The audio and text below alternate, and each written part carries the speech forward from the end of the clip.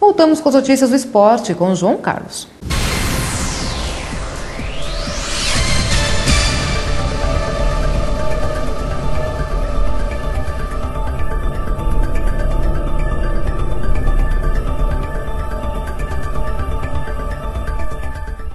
Ok, amigos, estamos de volta para falar de esportes. E como falamos do Guaratinguetá, que joga pela Série B, é hora de conferir os demais jogos da rodada desta terça-feira do Campeonato Brasileiro da Série B. Pela quarta rodada da Série B do Campeonato Brasileiro, além do Guaratinguetá em campo contra a Ponte Preta, também temos Duque de Caxias e Paraná jogando em Volta Redonda. O Ipatinga recebe o Asas de Arapiraca no Ipatingão. O Figueirense joga contra o Náutico em Santa Catarina. No interior de São Paulo, Bragantino e São Caetano se enfrentam, além de Curitiba e Brasiliense na Arena Joinville, Vila Nova e Bahia no Serra Dourada, Sport e Casa na Ilha do Retiro, Santo André e Portuguesa no ABC Paulista e o América de Natal recebendo o América Mineiro.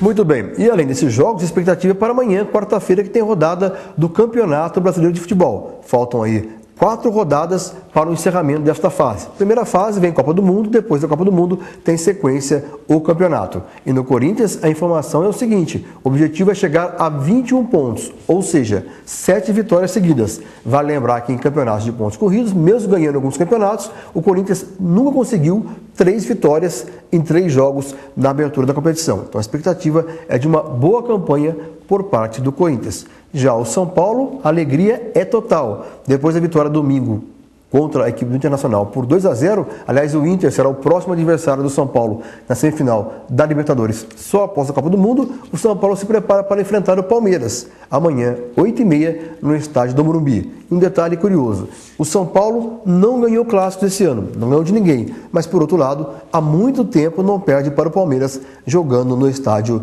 do Morumbi. Já o Santos vai a campo também nessa quarta-feira, bem como também toda uma rodada completa do Campeonato Brasileiro. Lembrando que o Campeonato Brasileiro, como já falei, vai até a rodada de número 7, depois para a Copa do Mundo e volta somente no dia 15 de agosto. Então, são 3 etapas. A primeira até a Copa do Mundo, depois no mês de julho o calendário europeu abre, o mercado europeu abre, os jogadores chegam, os jogadores vão embora, aí sim o campeonato será retomado até a primeira semana de dezembro.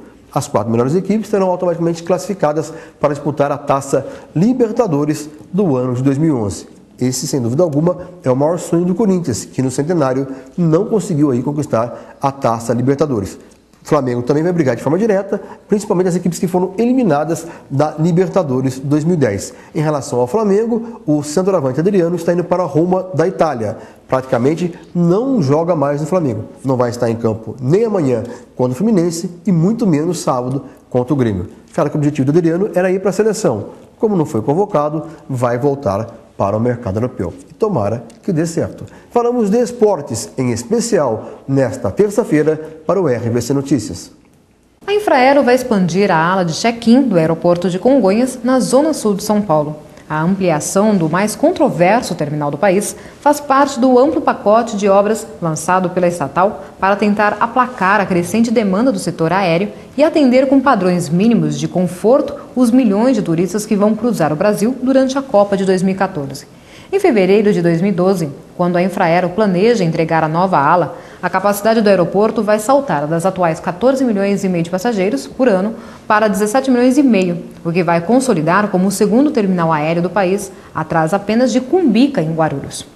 Para conseguir dar conta da demanda de turistas que virão ao país durante a Copa, a Infraero estima que será necessário aumentar em 41% a capacidade dos 16 aeroportos brasileiros até 2014, dos atuais 114 milhões de passageiros por ano para 160 milhões. Um terremoto de magnitude 6,5 graus na escala Richter foi registrado nesta segunda-feira próximo à cidade de Cruzeiro do Sul, no Acre, de acordo com o Instituto Geológico dos Estados Unidos. Não há informações sobre danos ou vítimas. O Major Moisés Antônio Silva, comandante local do Corpo de Bombeiros, explicou que a área onde foi registrado o abalo é pouco povoada e predominantemente de floresta. O epicentro do tremor foi detectado às 13 horas e 18 minutos no horário local, a 464 quilômetros de Rio Branco, na capital do Acre, e a 749 quilômetros de Lima, na capital do Peru. O terremoto ocorreu a uma profundidade de 580 quilômetros. O último tremor na região havia sido registrado no dia 25 de abril, a 85 quilômetros de Cruzeiro do Sul, com magnitude 4,9. Esse abalo, porém, foi sentido pela população, já que aconteceu a uma profundidade bem menor, de 14 quilômetros.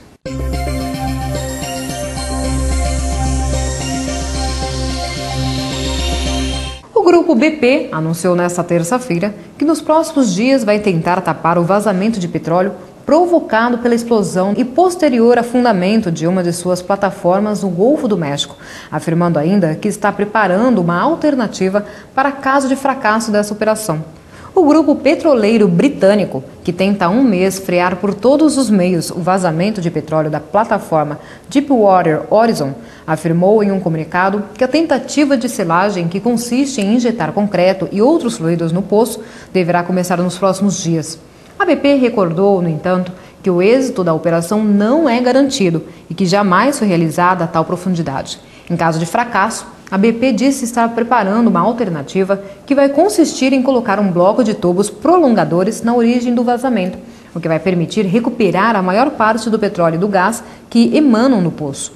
Este sistema poderá ser instalado no final do mês. Os fortes temporais que castigam o sul da China há semanas já causaram 115 mortes e 21 desaparecimentos, anunciou o Ministério de Assuntos Civis em declarações publicadas nesta terça-feira por uma agência de notícias local. As fortes chuvas provocaram inundações, deslizamentos de terra e rochas, cheias de rios e rompimentos de diques, assim como danos em infraestruturas de estradas, pontes, instalações de energia e telecomunicações. Segundo o Ministério, pelo menos 685 mil pessoas em 241 cidades e condados de 12 províncias do sul foram evacuadas.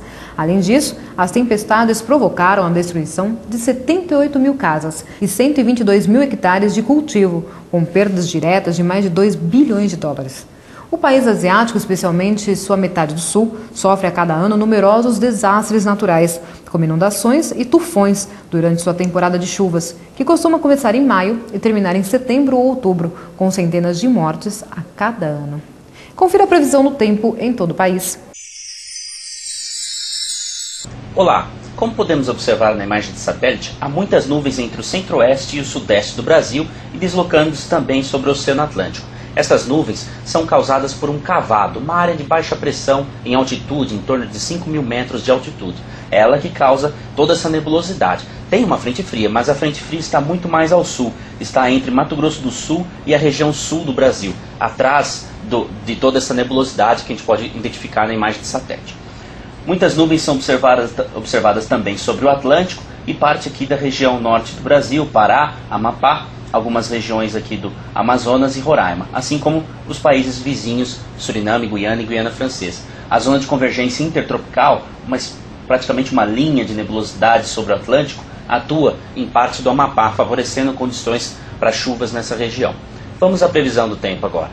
Como podemos observar, espera-se condições de chuva em toda essa área aqui do leste da região sul do país e pancadas de chuva pelo interior, entre Mato Grosso do Sul, sul de Goiás, parte de São Paulo e estendendo-se por parte da região norte do Brasil. Chuvas causadas pelo cavado, áreas de instabilidade que devem atuar sobre a região. Já aqui sobre o Nordeste, esperamos aí chuvas principalmente na faixa litorânea, enquanto no interior, sol entre poucas nuvens. No Amapá, persistem as condições de pancadas de chuva, assim como em Roraima, toda essa área é influenciada pela zona de convergência intertropical. Termina aqui mais um RVC Notícias. Amanhã estaremos de volta.